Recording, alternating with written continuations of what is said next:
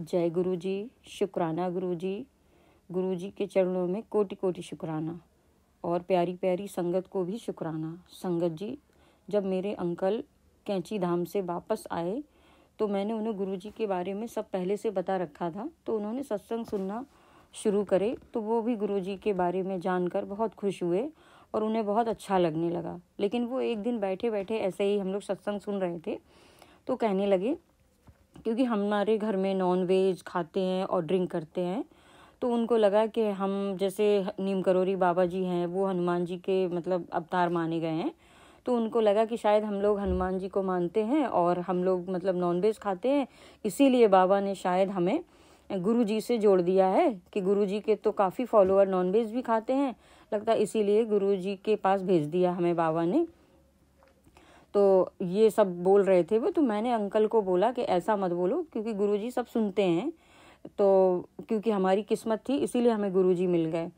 तो अंकल जी बोले नहीं, गुरुजी कैसे सुन लेंगे। तो मैंने कहा नहीं, गुरुजी सब कुछ सुनते हैं और तुम ये सब बोल रहे हो तो तुम मेरी डांट पड़वाओगे। बोले नहीं, ऐसा नहीं होता है। मैंने कहा ठीक है, देखना, हो सकता है अगर गुरुजी चाहेंगे तो तुम्हारी फ़ोन में भी मैसेज आएगा। तो बस हम लोग सत्संग मेरा ख़त्म ही हुआ था तो अंकल ने ऐसे अचानक बीच में उठ के फ़ोन खोला तो उसमें मैसेज आता है, पुत्र संगत नू तोड़ मरोड़ के आंसर पेश ना करो, जो शाकाहारी खाओगे तो अच्छे रहोगे, मांस खाना बुरी बात है। तो मैंने अंकल से कहा, देखा गुरुजी सब सुनते हैं।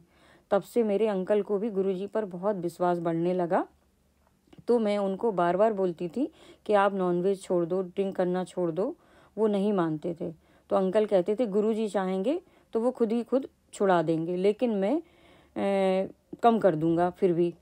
ऐसा उन्होंने जब मैसेज में पढ़ा तो उन्होंने धीरे धीरे बहुत कोशिश की तो उनका वो कम होने लगा खाना, लेकिन वो एकदम से बंद नहीं कर रहे थे। तो एक दिन फिर गुरुजी का मैसेज आया कि तुम जो ये मांस खाते हो इसलिए तुम्हारे पथ में रुकावट आती है, क्योंकि अंकल जी जो काम शुरुआत करते थे वो काम कहीं ना कहीं से बंद ही हो जाता था। उसकी शुरुआत तो बहुत अच्छी होती थी, पर जैसे शुरुआत आगे बढ़ती थी तो वो काम धीरे धीरे बंद ही हो जाते थे, उनके कोई काम नहीं बन रहे थे। तो जब ये गुरुजी का मैसेज आया कि तुम जो मांस खाते हो इस वजह से तुम्हारे पथ में रुकावट आती है, तो गुरुजी की ये बात मानकर अंकल जी ने बिल्कुल ही खाना बंद कर दिया। तो धीरे धीरे गुरुजी की कृपा से ऐसे हमारे पहले छोटे छोटे कुछ काम बनने लगे। तो मतलब ये बड़ी खुशी हुई कि चलो गुरुजी ने प्रार्थना सुनी कि काम की शुरुआत भी हो रही छोटे छोटे, और अंकल जी का मीट खाना भी बंद हो गया है। ये सब गुरुजी की मर्जी से ही होता है और उन्हीं की, और सब हमारी प्रार्थनाएं जब गुरुजी सुनते हैं ना तो वो कहीं ना कहीं से हमें मैसेज और वो सब से बता ज़रूर देते हैं, तब हमारी एक उम्मीद बनने लगती है। फिर हम लोगों ने गुरुजी के सामने एक पर्ची डाली कि मतलब जिस काम के लिए हम लोग शुरुआत करने जा रहे थे, पहले लगा कि वो हमारा काम हो जाएगा, बिल्कुल लगने लगा था कि हाँ, 2 बार उनसे मीटिंग भी हो चुकी थी, लेकिन फिर भी पता नहीं क्यों मन में कुछ ना कुछ उथल पुथल मची थी। फिर अंकल जी ने मेरे गुरुजी के सामने 2 पर्चियाँ डाली, तो गुरुजी का उसमें ये लिख के मैसेज आया कि ये काम नहीं होगा। तो हम लोग बहुत नर्वस हो गए, बच्चे भी थोड़ा नर्वस हो गए कि हम लोग को बड़ी खुशी थी कि ये काम हो जाएगा, पर गुरुजी की मर्जी नहीं थी। तो वही पर्ची हाथ में आई कि ये काम नहीं होगा।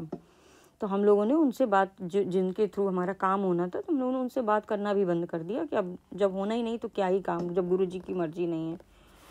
फिर अंकल जी ने फिर एक पर्ची डाली, तो उस पर्ची में लिखा आया कि इससे बड़ा काम होगा। तो एक फिर विश्वास बढ़ने लगा गुरुजी पे।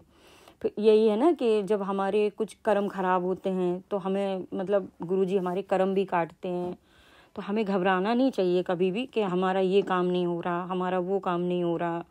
पहले हमें कहते ना, गुरुजी कहते अपना भांडा साफ कर, पहले हमारे अंदर हमें अपनी सफाई करनी होती है।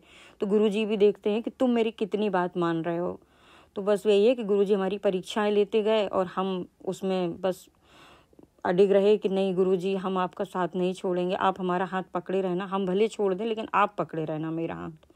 और आज हम सब गुरुजी को इतने अच्छे से सब मानते हैं और गुरुजी भी हमारी छोटी छोटी विश पूरी करते हैं। कभी ओम दर्शन देते हैं, कभी गुरुजी तितली रूप में भी दर्शन देते हैं। तो बस यही एक साइन मिलता है कि गुरुजी हमारा ख्याल रख रहे हैं। और कभी बच्चों को प्रॉब्लम होती है तो हम गुरुजी से प्रे करते हैं, तो वो भी गुरुजी सुनते हैं हमारी प्रार्थनाएं। और कभी ये मत सोचो कि हमने जो गुरुजी से बोला है तो हमारा काम तुरंत हो जाए। गुरुजी की जब मर्जी होती है गुरुजी तभी करते हैं और अच्छे से अच्छा करते हैं। घबराना नहीं चाहिए कभी भी। पर हम लोग ना इंसान हैं तो कभी ना कभी तो मन में ये आ ही जाता है, अब ये काम नहीं हो रहा, वो नहीं, तो हम लोग बहुत परेशान हो जाते हैं, टेंशनें बहुत हो जाती हैं। बस ये आप गुरुजी का मंत्र जाप करते रहो और हमेशा खुश रहो, यही सोच के कि हमारा कोई बड़ा है, हमारा कोई ख्याल रख रहा है। गुरुजी तो सबकी सुनते हैं, परीक्षा भी लेते हैं पर आपसे प्यार भी करते हैं।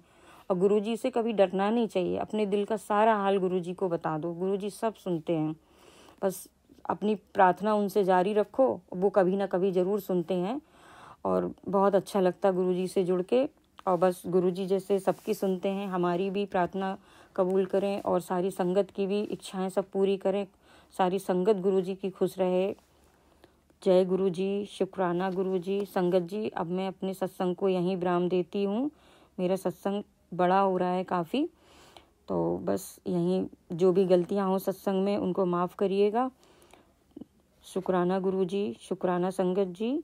ओम नमः शिवाय। शिव जी सदा सहाय। ओम नमः शिवाय। गुरुजी सदा सहाय। जय गुरुजी, शुक्राना गुरुजी।